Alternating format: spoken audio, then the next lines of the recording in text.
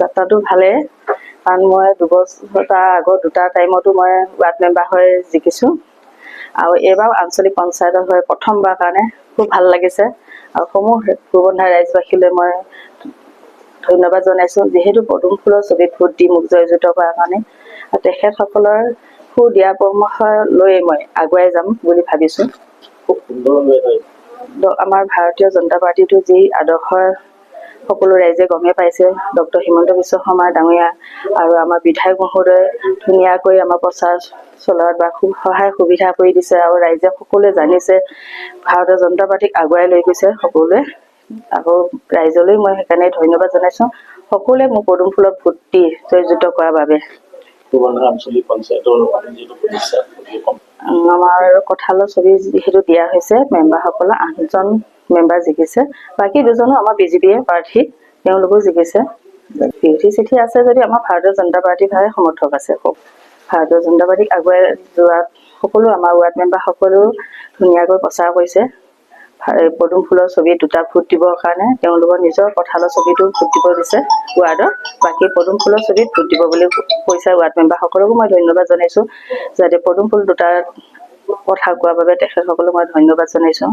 পুনৰবাৰ হৈ আছে, সকলোৱে পৰিচিত যুদ্ধটোৰ বিষয়ে জানিছে, সেইকাৰণে আমি বিজয়ী হৈছোঁ যদিও আমি ইমান আনন্দ উল্লাসটো হৈছে যদি ইমান তেনেধৰণে যেনেকৈ আগত হয় তেনেকৈ কৰা নাই। প্ৰথমে আমাৰ ভাৰতীয় জনতা পাৰ্টি কাৰ্যকৰ্তাসকলক মই প্ৰথমে ধন্যবাদ জ্ঞাপন কৰিছোঁ, যিহেতুকে আমি ভাৰতীয় জনতা পাৰ্টি লগ্নৰ পৰা ভাৰতীয় জনতা পাৰ্টি কৰি আছোঁ আৰু এতিয়াও কৰি আছোঁ আৰু ভৱিষ্যতেতো আমি কৰিয়ে থাকিম। যে আমাৰ ভাৰতীয় জনতা পাৰ্টি এনেকুৱা এটা যি ভাৰতীয় জনতা পাৰ্টি আমি নকৰিলে শান্তি নাপাওঁ, যে ভাৰতীয় জনতা পাৰ্টিটো কৰিলে পদুম ফুল পৰা দেখাৰ লগে লগে আমি বেলেগৰ কথা চিন্তাই কৰিব নোৱাৰোঁ। গতিকে আমি আগৰ পৰাও কৰি আছোঁ, এতিয়াও কৰি থাকিম আৰু এইবাৰ ৰাইজৰ বিপুল সঁহাৰি পাইছোঁ। আচলতে আমি এপিটো খেলিম বুলি ভবা নাছিলোঁ, গতিকে ৰাইজৰ সহায় সহযোগিতা পুনৰ তেখেতসকলে কৈছে নাই এইবাৰ আপোনালোকে এপিটো খেলক। গতিকে এপিটো খেলোৱাৰ কাৰণে আমি চেষ্টা কৰিছোঁ আৰু MLA চাই বহুতবাৰ আমাক দিহা পৰামৰ্শ দিছে, গতিকে MLA চাহক আমি ধন্যবাদ দিছোঁ।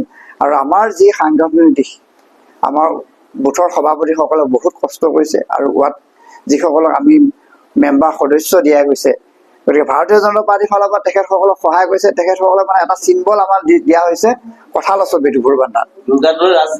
এই সৃষ্টিটো কৰি আছোঁ। আচলতে ৰাজনীতি কৰিলে মানুহখিনি সততা হ'ব লাগে, মেইন বস্তুটো সততা, যে ৰাইজক যিষাৰ কথা ক'ম ৰাইজে সেই কথাষাৰ যাতে প্ৰতিয়ন কৰে, যে দুৰ্গাদৌৰে যে মিছা কথা কোৱা নাই সত্য কথা কৈছে, যে আমি পাইছোঁ নাপাইছোঁ আমি সেই কথাটো বিচাৰ্য বিষয় নহয়, যে আমি ভাৰতীয় জনতা এজন সক্ৰিয় কাৰ্যকৰ্তা, যে আমি ৰাইজৰ ওচৰত গৈছোঁ যে ভাৰতীয় জনতা পাৰ্টিৰ উন্নয়নমূলক কি কাম কৰিছে, যে ভাৰতীয় জনতা পাৰ্টিৰ উন্নয়নমূলক কামবিলাক আমি ৰাইজৰ ওচৰত অৱগত কৰাইছোঁ।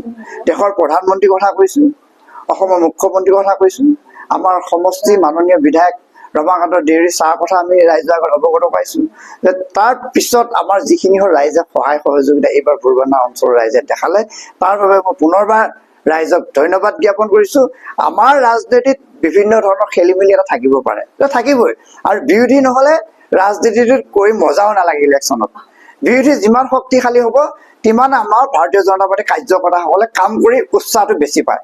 গতিকে আমি টেনশ্যনৰ মাজত থাকিলেও উৎসাহো আছে আমাৰ, দুখ বেদনাৰ মাজেৰে যিসকল কাৰ্যকৰ্তাই আজি ইমান দিন বিজেপি কৰি আছে, আজি আমাৰ ভোৰবান্ধাৰ অঞ্চলৰ ৰাইজে এটাই গৌৰৱ অনুভৱ কৰিছে যে এইবাৰ কল্পনা দলিক আমি আঞ্চলিক পঞ্চায়তৰ সদস্য জিকাই সকলো ৰাইজ কিন্তু একগোট হৈ সকলোৱে কালি বিজেপি জিন্দাবাদ দিছে, নৰেন্দ্ৰ মোদী জিন্দাবাদ দিছে, অসমৰ মাননীয় মুখ্যমন্ত্ৰী হিমন্ত বিশ্ব শৰ্মাক জিন্দাবাদ দিছে, ৰমাকান্ত দেউৰীক জিন্দাবাদ দিছে।